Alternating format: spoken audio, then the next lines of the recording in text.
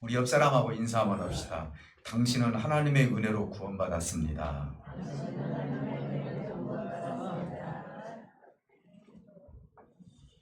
할렐루야. 우리가 보통 당신은 구원받았습니까? 하면 다들 구원받았다고 얘기를 하는데, 문제가 뭐냐면은 내 믿음으로 구원을 받았다고 생각을 해요. 물론 믿음으로 구원받았어요.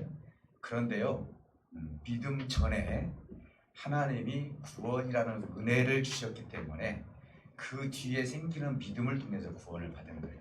순서를 우리가 잘 알아야 돼요. 그래서 오늘 제목이 은혜와 구원이다 라는 말씀을 가지고, 실질적으로 하나님의 은혜가 없었다면 우리는 구원의 바늘에 설 수가 없겠죠.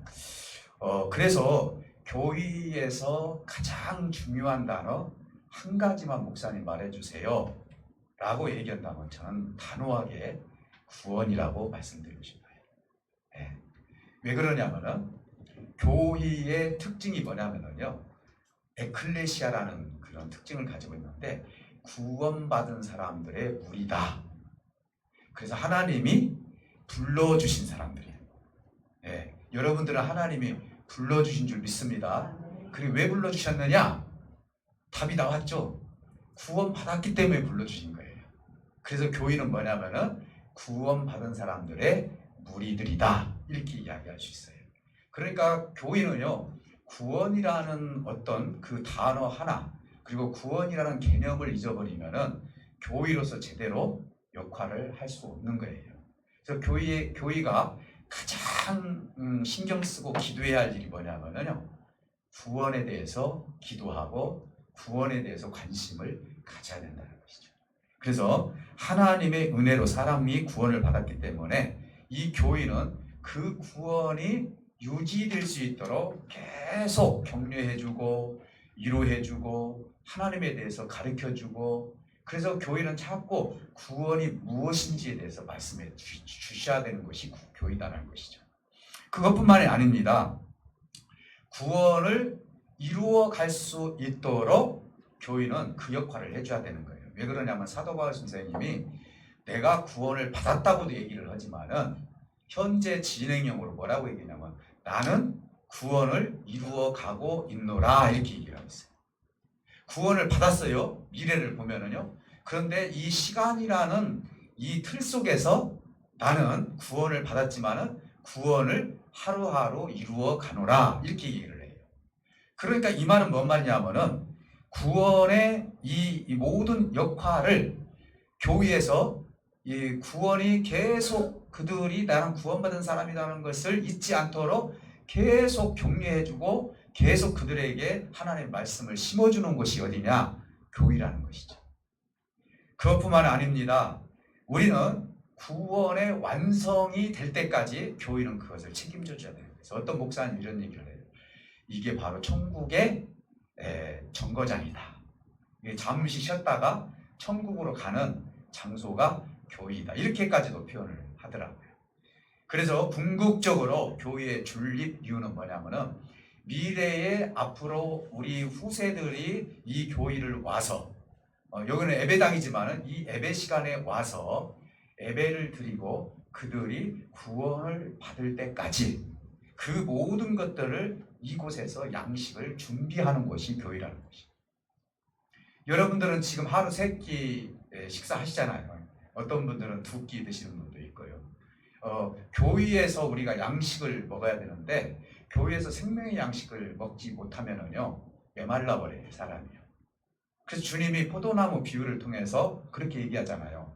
나는 포도나무고 너는 가지다.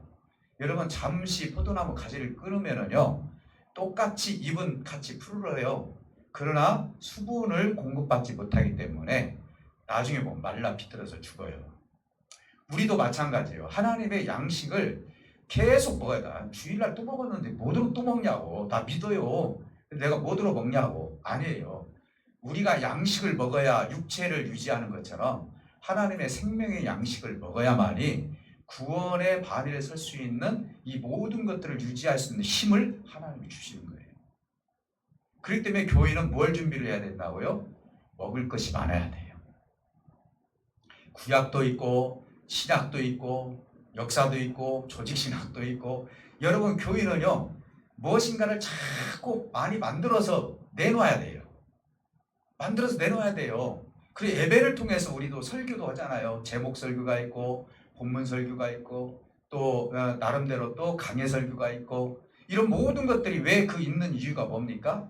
다양하게 하나님의 양식을 마련해서 주기 위해서, 양식을 먹게 하기 위해서. 그래서 이것도 부족하니까 어때요? 새벽에 와서 말씀 잠깐 보고 기도하고, 수요일 날 나와서 하고, 금요일 날 나와서 하고, 또 생일이라고 가서 예배드리고. 이게요 우리나라처럼 진짜 좋은 나라가 없어. 이 신앙이들 보면은요 하나님을 찾는 나라, 뭔가를 핑계를 대서라도 하나님께 예배를 하고자 하는 민족은 우리 민족밖에 없는 것 같아.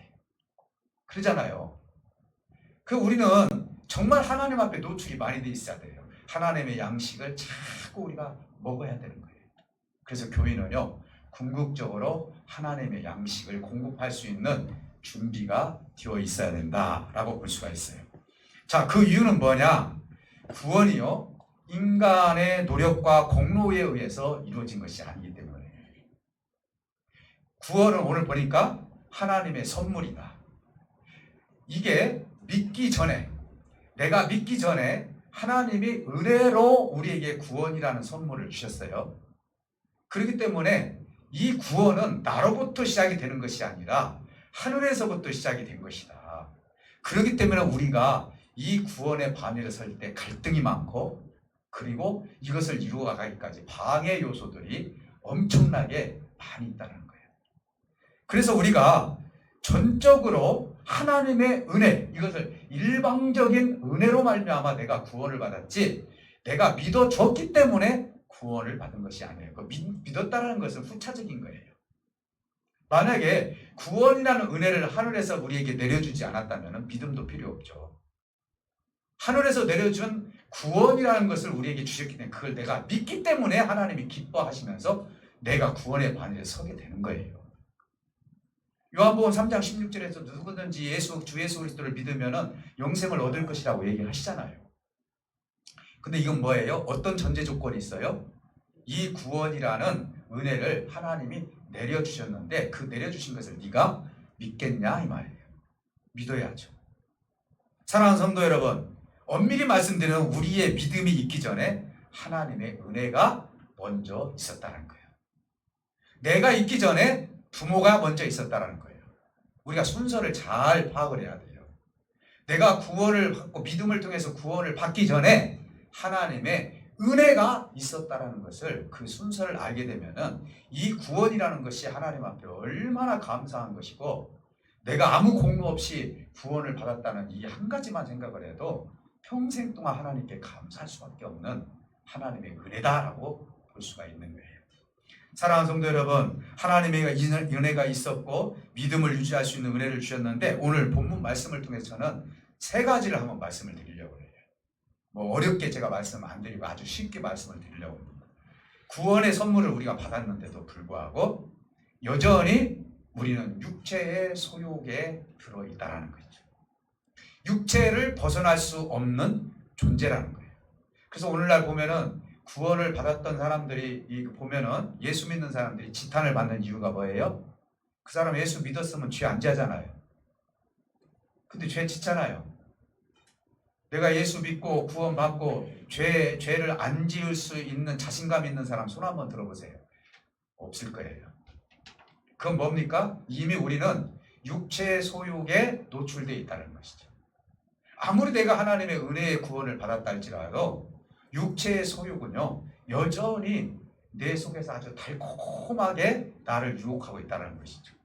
이런 부분에 대해서도 우리가 한번 나눠보면서, 그러면 어떻게 이 대책을 세우면서 어떻게 이 죄를 이길 수 있는 힘이 어디서 나오느냐, 이런 부분을 한번 다뤄보고, 또 하나는 뭐냐면은 내가 구원을 받았다면 어떤 자세가 나에게 필요하냐, 그리고 또 하나는 뭐냐, 구원은 죽어서 가는 곳, 내가 죽으면 천국 가는 것, 이렇게 단순하게 생각하는 그런 구원이 아니라, 이 구원은 오늘 본문에 보니까 하늘의 풍성함을 이 땅에 내려주는 것이다 라고 말씀하고 있어요. 하늘의 보좌를 내려와서 우리가 구원받은 자로서 풍성한 은혜를 세상 사람들에게 보여주는 구원의 소임이 거기까지 있다는 것이죠.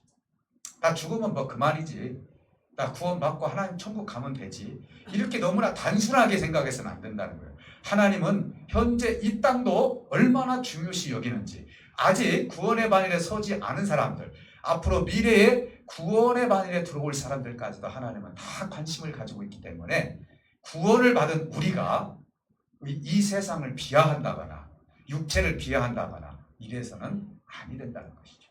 구원받은 자로서 소임을 먼저 다할 수 있는 저와 여러분들이 되시기를 주님으로 축복해 드립니다. 하나는 뭐냐? 우리는 구원을 받았지만은 육체에서 벗어나지 못한 상태 속에서 구원의 삶을 살고 있어요. 여전히 내가 육체의 소욕을 가지고 있는데도 불구하고 당신 구원 받았습니까? 라고 하면은 구원 받았다라고 얘기를 합니다.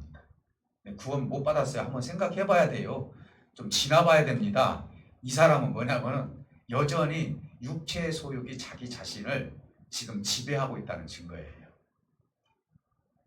누구든지 있어요. 근데 하나님은 육체의 소욕을 완전히 100% 나를 없앨 수가 없는 거예요. 이 기간 동안에, 나에게 주어진 기간 동안은요, 나에게 주어진 시간이지 하나님이 그 기간을 갖다가 나를 완전한 인간으로 만들어내고 죄가 없는 인간으로 만들어낼 하나님이 아니라고요. 싸우라는 것이죠. 그래서 우리는 죄와 날마다 싸울 수밖에 없는 거예요. 그 문제가 여러분들, 내가 구원받고 성령 받으면 나는 아무 죄도 안 짓고 내가 이 땅에서 거룩하게 살 수 있다라고 생각한다면 오산입니다. 있을 수가 없는 일이다 이 말이에요. 그러면 목사님은 구원 받았어도 죄 짓고 살아도 되겠네요? 제가 그렇게 얘기하는 것이 아닙니다. 그런 얘기가 아니에요. 이런 부분은 우리가 연약하기 때문에 죄를 짓는 것이지 억지로 죄를 짓는 사람은 없을 거예요. 연약해서 그래요. 연약해서. 그 연약함을 강함으로 만들어갈 수 있는 힘이 주님을 통해서 생성되기 때문에 이 말씀을 드리는 겁니다. 육체에 얽매여 있는 우리의 본성을 구원을 은혜로 받았지만은 본성은 여전히 남아있기 때문에 우리가 믿을 때, 우리 하나님을 믿을 때, 그리고 내가 구원의 삶을 살아갈 때 이 본성에서 벗어날 수 없다는 걸 먼저 인정을 하고 예수 그리스도의 믿음에 들어서기를 주님의 이름으로 축복해 드립니다. 자, 이런 현상은 구원이 나로부터 온 것이 아니라는 것이죠. 구원은 하나님으로부터 왔다는 거예요. 자, 예를 들어서 내가 구원을 나로부터 왔어요. 내가 노력을 했고 공로를 세웠고 하나님께 1년에 52주 다 예배 드렸고 그래서 나를 구원 받았어요. 나로부터 왔다면 이 구원은요, 완벽할 수가 없는 거예요. 자, 왜 그러느냐? 나로부터 왔다면은요, 얼마든지 이 구원을 좌지우지할 수 있는 거예요. 내 본성에서 왔기 때문에. 내 본성에서 온 것은요, 내가 충분히 감당할 수가 있어요. 여러분, 내 본성에 있는 것은 내가 다 인정하잖아요. 그래서 왜 갈등이 생기느냐? 내 본성과 다르게 하나님으로부터 구원이 왔기 때문에 갈등이 생기는 거예요. 이것을 내가 본성을 죽이고 하나님의 그 은혜를 받아들이려고 하니까, 구원을 받아들이려고 하니까 나에게는 갈등이 생기고 그 구원을 이루어가기까지 굉장히 힘들 수밖에 없는 상황으로 들어설 수밖에 없다는 것이죠. 사랑하는 성도 여러분, 본문에서도 육체의 소욕이 여전히 우리 안에 있어서 사도 바울 선생님이 이렇게 고백을 합니다. 뭐라고 하느냐? 육체의 욕심을 따라 너희들은 지내고 있으며. 우리 일주일 동안 육체의 욕심에 따라 지내잖아요. 사실 하나님께 회개기도도 하고 성령에 의해서 움직이기도 하고, 그렇지만 여전히 너희는 육체의 욕심을 따라서 지내며 육체의 마음이 원하는 것을 하고자 하는 본성이 있고 그 소원이 나나 너에게 있도다 라고 얘기를 합니다. 육체의 소욕은 다 그렇게 가지고 있다는 거예요. 사랑하는 성도 여러분, 구원을 받았다고 해도 육체의 장막을 벗어질 때까지, 이건 뭐냐면 내가 흙으로 돌아갈 때까지는 항상 무엇과 싸울 수밖에 없냐면은 우리 죄성과 싸울 수밖에 없다는 거예요. 여러분, 우리 본성을 여러분 아예 없애려고 하지 마세요. 그러다 보니까 이 본성을 없애려고 어디로 들어가요? 산으로 들어가고 있잖아요. 명상하고 그리고 해탈해버리고 자기를 해탈하려고 들어가지 않습니까? 아무리 해탈하려고 해도요, 자기 본성을 넘어설 수가 없는 거예요. 성찰 스님이 그랬잖아요. 그분 본성을 이기려고 그분이 그렇게 해탈을 하려고 앉아서 잠을 자고 옷 한 벌 가지고 살고 얼마나 청렴하게 삽니까? 그런데 나중에 그분의 고백이 뭐예요? 내 본성만큼은, 내 속에서 나오는 죄성만큼은 내가 이기지 못하고 간다고 스스로 그렇게 고백을 하는 거예요. 어떻게 사람이 본성을 이길 수가 있습니까?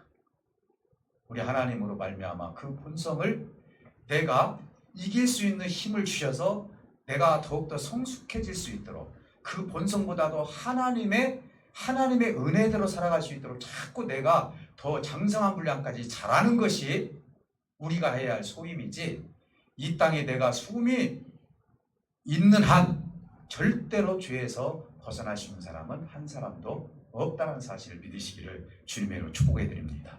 사랑하는 성도 여러분, 그렇기 때문에 우리는 항상 영적인 관계, 육적인 관계 문제를 안고 살고 있다는 것을 먼저 인정하고, 두 번째 단락에서 제가 말씀드린 걸 통해서 여러분들이 죄 문제를 해결하시기를 주님으로 축복해 드립니다. 그러면 또 하나는 뭐냐? 구원을 하나님의 은혜로 받은 우리에게 이 구원을 이루어 가도록 하나님께서 주신 것이 하나가 있는데, 그건 바로 믿음입니다. 여러분 한번 생각해 보시기 바랍니다. 믿음이 우리에게 필요한 이유가 뭐냐? 하나님이 가장 기뻐하는 신앙의 행위 중에 한 가지를 들어보라면 그건 믿음이에요. 성경에서도 그렇게 이야기를 합니다. 여러분, 믿음은요, 보이지 않는 것을 실현시키는 거예요. 여러분들이 지금 신앙생활하면서 52주를 물론 율법적으로 내가 예배하고 이런 것을 얘기하는 거 아니에요. 내가 믿음으로 내가 그래도 하나님께 예배를 해야 되겠다 라고 해서 내가 52주로 믿음으로 내가 예배 생활을 했어요. 이게 바로 믿음의 열매라 이 말이에요. 여러분 한번 생각해 보시기 바랍니다. 8절에 보니까 뭐라고 이야기를 하는 거니? 너희는 그 은혜에 의하여 믿음으로 말미암아 구원을 받았다, 이렇게 얘기를 해요. 하나님이 은혜를 통해서 구원을 주셨는데, 그것도 내가 믿었기 때문에 그것이 같이 구원으로 이루어지는 역사가 일어난 거예요. 이 믿음을 이렇게 한번 설명해 볼 수가 있어요. 예를 든다면요, 여러분들이 내가 믿음 생활 열심히 해야 되겠다. 여러분들이 하나님 앞에 뭔가 하나님께 시간을 내가 드려야 되겠다 해가지고, 예를 들어서 스포츠를 좋아하시는 분들 맨날 보면은 주일날이 걸려. 그런데 이 주일날이 걸리는데 이게 자꾸 마음에 걸려. 그러면은요, 믿음 있는 사람은 이래서는 안 되겠구나. 하나님이 이걸 안 기뻐하니까 내 본성과 습성은 내가 52주는 다 못 올 망정 적어도 내가 1년에 한 5번이나 10번만 내가 하고 나머지는 내가 한번 믿음 생활을 한번 해봐야 되겠다. 이렇게 하는데 이분이 결단을 내렸어요. 믿음은 결단이에요. 결단을 내리고 진짜 그렇게 실현을 해봤어요. 항상 한 달에 한 번만 예배를 참석하신 분이, 이분이 교회에 와서 믿음 생활을 하다 보니까 스포츠를 하는 것보다도 예배 드리는 시간에 은혜를 몽땅 받아버렸네요. 그러니까 뭐가 생기냐면은 가서 축구하고 가서 볼 차고 이거보다도 예배 생활을 통해서 나에게 오는 은혜가 너무 크다 보니까 이렇게 좋을 줄 몰랐다. 이제는 내가 완전히 하나님 앞에 주일 성수를 해야 되겠다. 됐어. 그럼 내가 이제 믿음 생활을 52주 해야 되겠다 하고 딱 결단을 내서 52주를 했어요. 이게 믿음의 열매라고요. 하나님이 이걸 기뻐한다고요. 하나님이 내가 내 신앙을 위해서 결단을 내리는 것을 기뻐한다고요. 나는 할 수 없어. 본성이 그러니까. 내가 하나님 앞에 한 번도 그렇게 믿음으로 해볼 생각도 않고 내 본성이 그러니까 나 그렇게 살아야지. 이건 아니라는 거예요. 그건 믿음 생활이 아니라는 거예요. 하나님 앞에 뭔가 내가 내일보다도, 오늘보다도 내일은 더 성숙하게 하나님 앞에 기쁨을 드려야지. 내 마음이 그럴지라도 하나님 앞에 하나님을 기뻐하는 마음을 가지고 살아야지. 자꾸 그러다 보니까 믿음이 생기고 믿음의 열매가 나타나기 시작하는 거예요. 그래서 믿음을 우리 하나님이 기뻐하시는 거예요. 왜요? 당신이, 우리가 결단을 내렸기 때문에. 그렇지 않습니까? 히브리서에서 뭐라 했어요? 믿음은 보이는 것들의 그 실상이라고 그랬어요. 이 말은 뭔 말이냐면은 보이지 않는 것을 실현하는 것이 믿음이에요. 내가 지금 가는 것이 안 보여. 그래서 내가 보이지 않는 것을 내가 보이는 것처럼 내가 실현을 해버려요. 그러면 이게 바로 뭐냐? 믿음의 열매가 된다 이 말이에요. 그래서 하나님이 가장 기뻐하는 신앙 행위 중에 한 개가 뭐냐? 감사도 있고 신앙생활 하는 것도 좋지만은요, 제일 기뻐하는 것이 뭐예요? 믿음이에요. 믿음이에요. 사랑하는 성도 여러분, 우리가 할 일은 믿음으로 육체의 소욕을 끊어내는 거예요. 실질적으로 내가 육체의 소욕, 내 마음대로 소원을 가지고 육체대로 살아가는 것은 누구에게든지 다 있다 이 말이에요. 그럼 믿음은 뭐냐? 내가 은혜로 구원을 받았다면은 믿음을 통해서 육체의 소욕을 끊어버리면서 하나님이 주신 그 구원을 계속 완성해 가는 거예요. 사랑하는 성도 여러분, 그래서 구원을 믿음으로 유지해 나갈 수 있는 그 은혜가 우리에게 있어야 된다는 사실. 때로는요, 이런 육체의 소욕을 끊어내다 보니까 무슨 일이 벌어지냐면은 우리에게 고난이라는 것이 오게 되는 거예요. 여러분들이 뭔 결단을 내렸어요. 결단을 딱 내렸는데요, 이게요, 나에게 고난으로 올 수 있어요. 하나님께서 너는 선교사로 가라 했을 때 내가 결단을 내렸어요. 결단을 내렸으면은요, 이게 쉽게 가는 일이 아니에요. 내 주변에 연관된 사람들이 얼마나 많아요. 그분들 만나지 못하잖아요. 그럼에도 불구하고 나는 결단을 내려서 가는 거 아니에요. 그렇기 때문에 믿음은요, 결단이에요. 주님의 제자들이 배와 그물을 버리고 주님을 쫓았더라 그랬어요. 결단이에요. 배와 그물이 얼마나 아깝습니까? 이거 없이 어떻게 내가 살 수 있어요? 결단이거든요. 주님이 부자 청년에게 말했던 것도 결단이거든요. 네가 선한 것을 다 했기 때문에 나 영생 얻을 수 있다고 얘기했지만은, 그럼 너 결단 한번 내려봐라. 너 전부를 팔아서 한번 해봐라 라고 했을 때 못 팔잖아요. 근심하면서 떠나잖아요. 우리가 그만큼 연약하다 이 말이에요. 사랑하는 성도 여러분, 저는 오늘 아브라함에 대해서 한번 어떤 결단을 가지고 아브라함이 대책한 왜 믿음의 조상이 되었는지 그 부분에 대해서 한번 나눠보고자 하는 거예요. 여러분, 사실은요, 아브라함의 아버지가 데라라는 이름을 가지고 있는 아버지예요. 근데 이 사람이 어디서 살았냐면은, 지금으로 말하면은 지금 이라크나 이란 쪽에 있는 갈대아 우르라는 곳에서 살았어요. 그곳에서 어떤 일을 했습니까? 직업이 하필이면은요, 우상을 만드는 직업을 했어요. 오늘날로 말하면 우리가 함나나 하멸이나 이렇게 가면 돌이 많으니까 불상도 만들고 막 큰 상도 만들잖아요. 그러니까 이 데라가 그 일을 했던 거예요. 그러다 보니까 장사가 잘 됐어요. 우상 숭배하는 사람이 많으면 많을수록 그 사람은 돈을 더 많이 버는 거예요. 그런데 어느 날 이것이 장사가 안 되는 거예요. 그런데 한 번은 하나님께서 그들에게 어떤 마음을 주냐면은, 이 갈대아 우르를 떠나서 하란으로 가야 되겠다는 마음을 주게 된 거예요. 그런데요, 갈대아 우르에서 하란까지 올 때까지는요, 아무 저항이 없었어요. 왜 그럴까요? 지금 내가 사는 곳이 먹고 사는데 지장이 있기 때문에 어려워요. 힘들어요. 이곳에 있으면 내가 먹기는커녕 굶어 죽게 생겼어요. 차라리 옮겨지면은 소망이라도 있고 희망이라도 있죠. 이런 어떤 움직이면은요, 누구든지 할 수 있는 움직임이에요. 그랬는데 어디로 왔어요? 하란에 온 거예요. 하란에 오니까요, 물도 있고요, 풀도 있고요, 농사도 잘 되고요, 그리고 그 짐승들을 키우면은 새끼도 그렇게 잘 낳고요. 나중에 보니까 거구가 된 거예요. 너무너무 큰 부자가 돼버린 거예요. 그런데 어느 즈음에 하나님께서 아브라함에게 음성을 들려주신 거예요. 아브라함아, 이제 네가 내가 지시할 땅으로 가거라, 이렇게 얘기를 한 거예요. 아브라함이 봤을 때는 이 땅보다도 더 좋은 것이 어디 있어요? 이곳을 떠난다는 것이 바보잖아요. 서울의 명동의 자리를 놔두고 초로로 온다는 것이 바보잖아요. 안 그래요? 하란처럼 기름진 땅이 어디 있어요? 그런데 아브라함이 그 음성을 듣고 실천을 합니다. 한 1000km 정도가 떨어진 가나안 땅을, 처음에는 어딘지도 모르고 가는 거예요.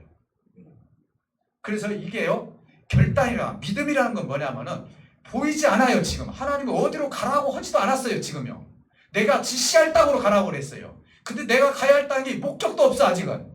그럼에도 불구하고 믿음으로 실천을 했기 때문에 하나님께서 믿음의 조상이라고 얘기를 해주는 거예요. 얼마나 갈등이 많이 생기겠어요. 꼭 가야 되겠냐 아브라함아?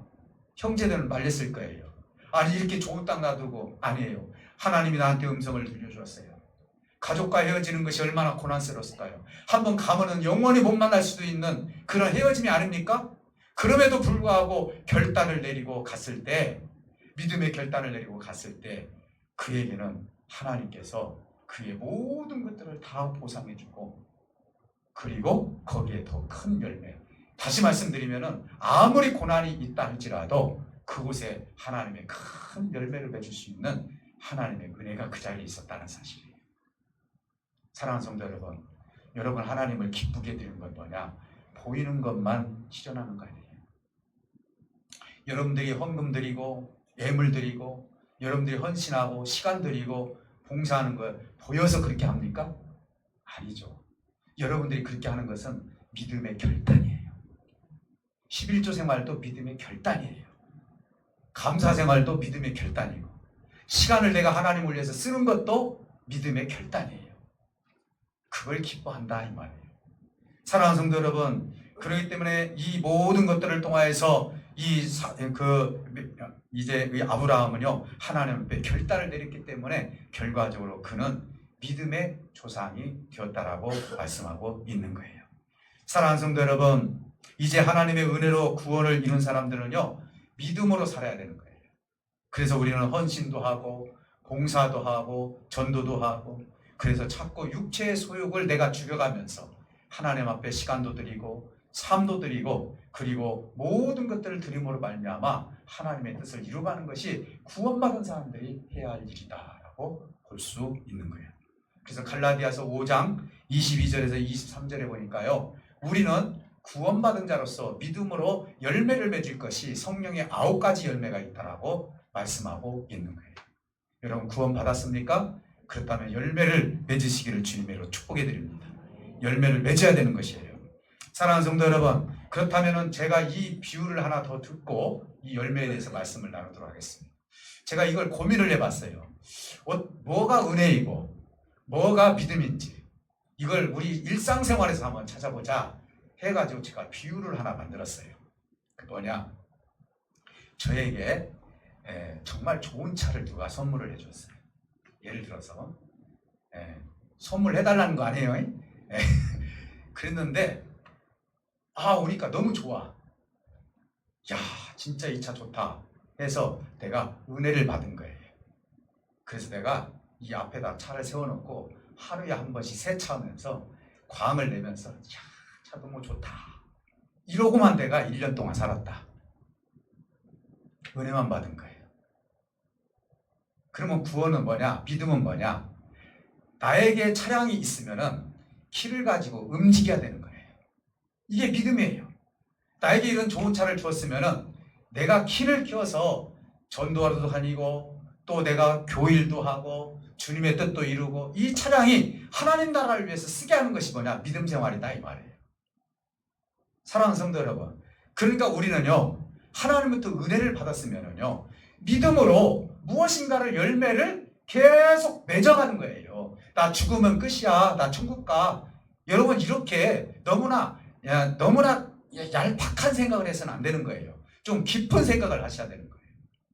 사랑하는 성도 여러분, 그래서 갈라디아에서 뭐라고 해야 되느냐, 열매에 9가지 열매가 있는데 사랑과 희락과 화평과 오래 참음과 자비와 양성과 충성과 온유와 절제다 이렇게 얘기를 했어요. 근데 여기에 공통점이 하나 있어요. 공통점 하나만 찾으라면 뭐냐? 육체의 소욕을 가지고는 이룰 수 없는 열매들이에요. 내가 육체의 소욕을 가지고요 잠깐 그걸 보여줄 수는 있어요. 내가 사랑해, 내가 절제할 수 있어. 그런데요 육체의 소욕으로 이룰 수 있는 열매는 이곳에 하나도 없어요. 한 가지 예를 들어볼까요? 사랑의 열매가 있어요. 여러분 사랑의 열매가 있는데, 하나님이 우리에게 사랑하라는 것은요 필로스의 사랑 그리고 또 에로스의 사랑의 얘기가 아니에요. 하나님이 사랑하라는 것은 아가페의 사랑이에요. 이 사랑은 뭐냐? 내가 너희를 죽기까지 사랑한 것처럼, 로마서에서 내가 너희를 위해서 십자가에서 6시간 동안 물과 피를 흘리면서 사랑을 확증했던 것처럼, 너희도 이런 사랑을 해라. 육체의 소욕을 가지고는요 절대로 그렇게 살 수가 있는 거 아니에요. 사랑을 할 수 있는 게 아니라니까요. 손양원 목사님이 우리 많은 그 문둥병자들을 다 사랑했잖아요. 육체의 소욕을 만약에 가지고 있었다면 도망갔겠죠. 문중경 전사님도 그랬겠죠. 여러분 우리 기라성 같은 우리 목사님들 순교자들을 한번 보세요. 육체의 소욕을 다 죽이고 성령의 열매를 맺으신 분들이죠. 그렇기 때문에 9가지 이 모든 열매가 실질적으로 육체의 소욕을 가지고 내가 잠깐 이룰 수 있는 것처럼 보일 수는 있겠지만은 하나님이 말씀하는 성령의 9가지 열매는 그렇게 맺혀진 것이 아니라고 성경은 우리에게 말씀하고 있는 거예요. 사랑하는 성도 여러분, 정말 여러분 열매를 맺고 싶습니까? 그렇다면 믿음으로 육체의 소욕을 죽이면서 사시기를 주님을 축복해 드립니다. 혈기가 있는 사람은 좀 믿음으로 혈기를 죽이고, 세상에 욕심이 있는 사람은 욕심을 좀 믿음으로 좀 죽이시고, 내가 욕망이 자꾸 나타나면 그 욕망도 믿음으로 좀 죽이시고, 그리고 내가 자꾸 세상에서 으뜸가려고 하는 그런 명예욕이 있으면 그것도 믿음으로 좀 죽이시고, 육신의 소욕을 가지고는 하나님을 쫓을 수가 없다니까요. 주님이 너희들이 나를 위해서 쫓는다고 얘기하면서 한 사람이 그랬잖아요. 주님, 내가 주님을 쫓기를 원합니다. 그랬더니 한 사람이 뭐라고 그래요?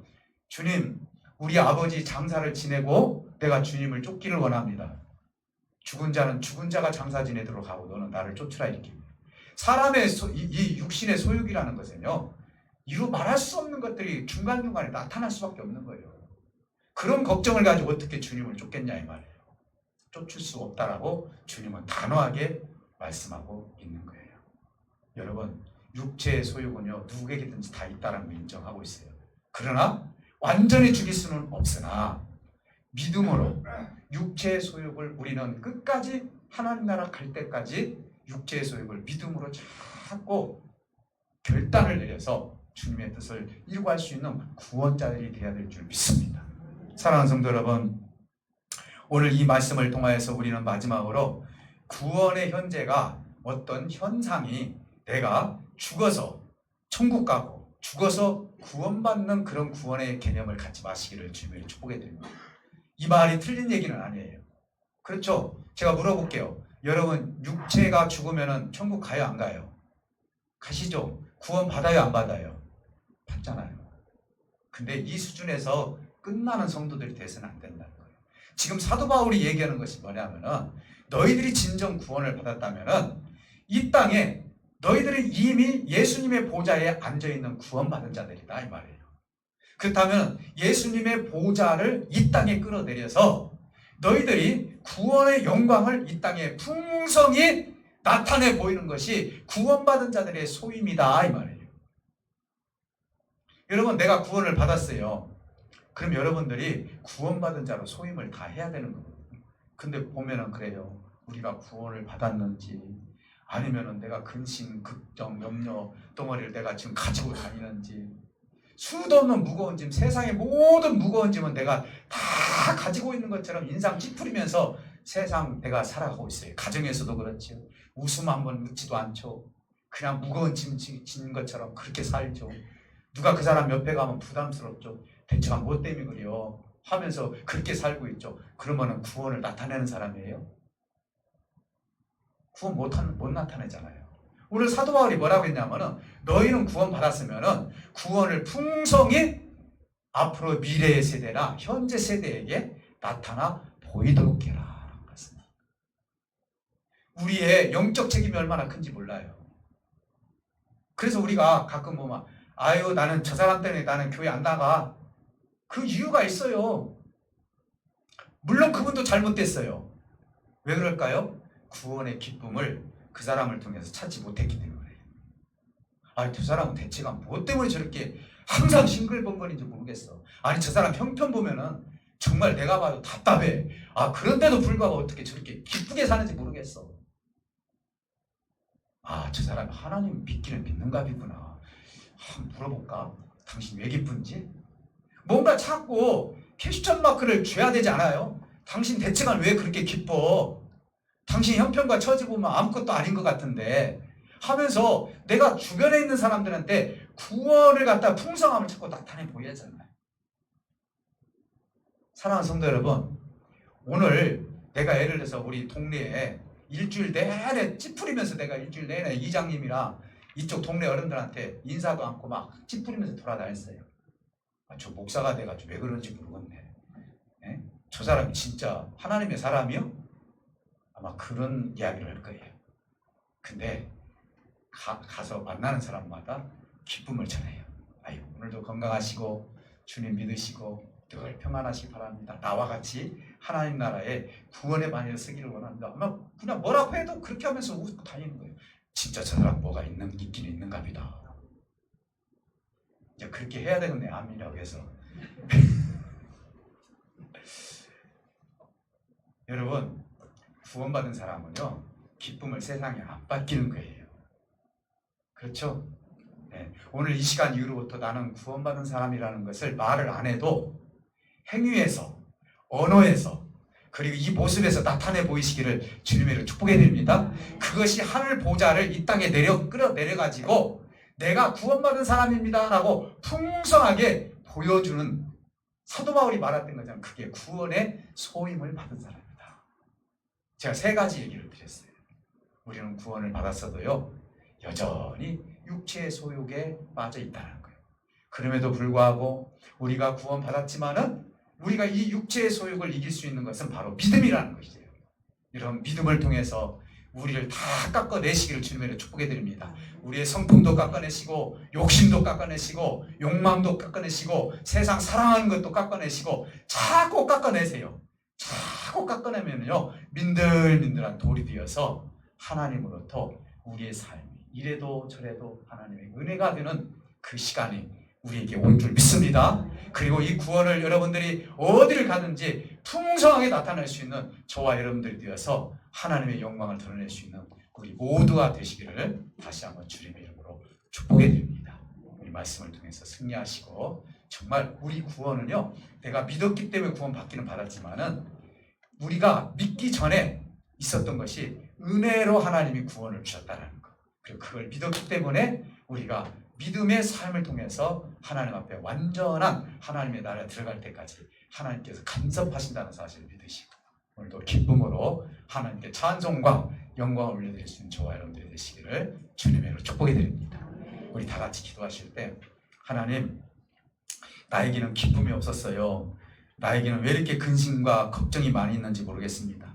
아버지 하나님, 종이 한 장 차이로 내가 이 세상 살면서 얼마나 많은 갈등을 가지고 사는지 모릅니다.